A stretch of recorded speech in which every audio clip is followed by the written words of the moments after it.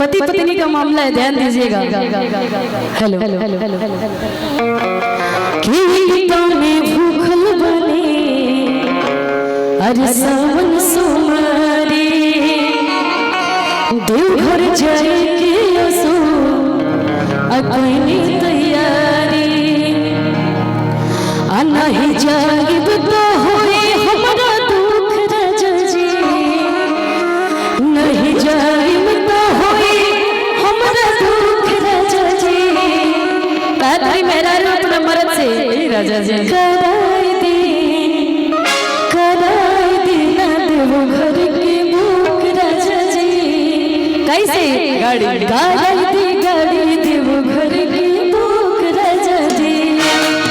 आइए म्यूजिक के साथ 1 2 3 4।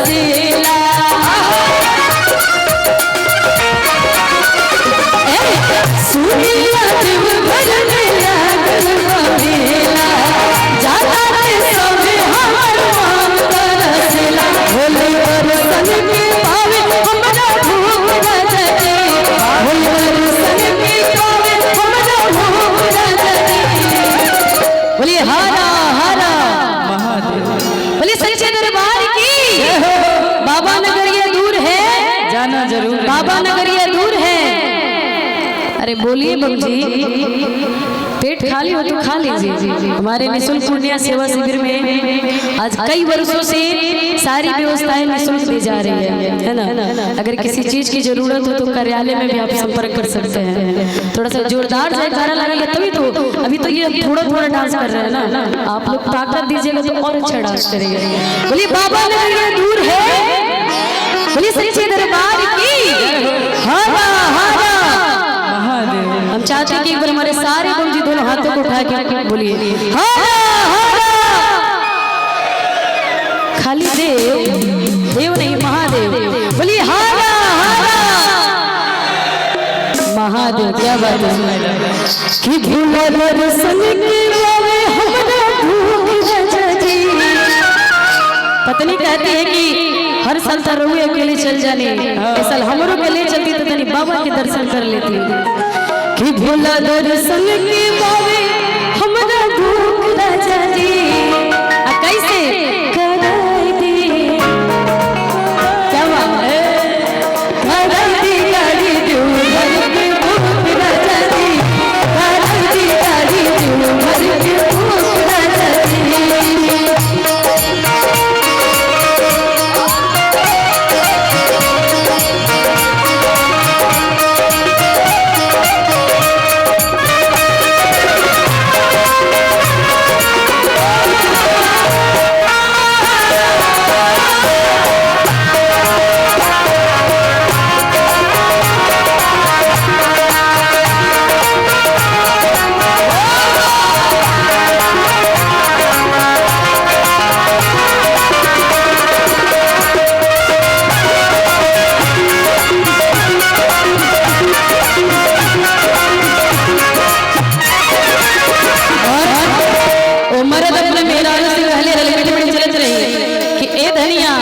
ए परी मीठे मीठे चली ए परी तो नहीं लेके जात लेकिन आगे से लेके जाए आज नहीं खल लेके जात मेहरारू कहत रही है भैया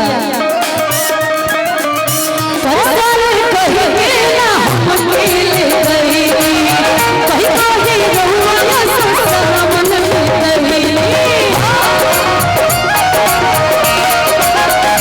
परसाल कही के ना हम अकेले कही कही काहे सावन ससुरा भी नहीं भोले बाबा के पावे हमरा भूख न लगे भोले बाबा के पावे हमरा भूख न लगे बोले सच्चे दरबार की बोले शेरा वाली मैया की बोले बोलबा बोले हरा हरा महादेव की भोले बाबा के पावे हमरा भूख न लगे। और हमारा गांव पड़ता है सिवान और छपरा जिला। हमारे जिला में जैसे लोग से काफी ज्यादा लोग मुर्गी मरवाता है छपरहिया, लेकिन वाकई में मुर्गी एक कमर से नहीं गले में होना चाहिए ना जी।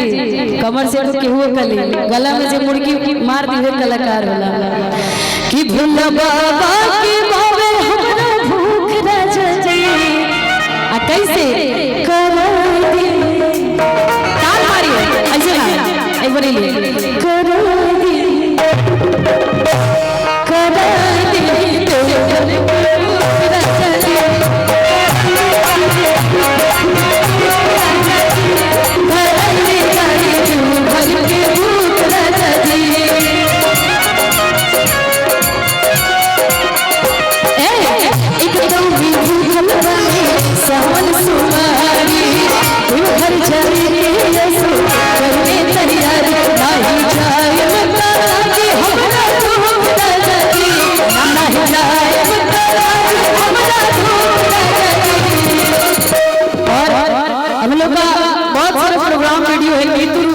कहीं भी फेसबुक इंस्टाग्राम पे सिंगर नीतू रूबी लिखिएगा तो आ जाएगा, लेकिन यूट्यूब पे सबसे ज्यादा अगर व्यू गया किसी चैनल से तो आर्य म्यूजिक सेंटर से गया है ना।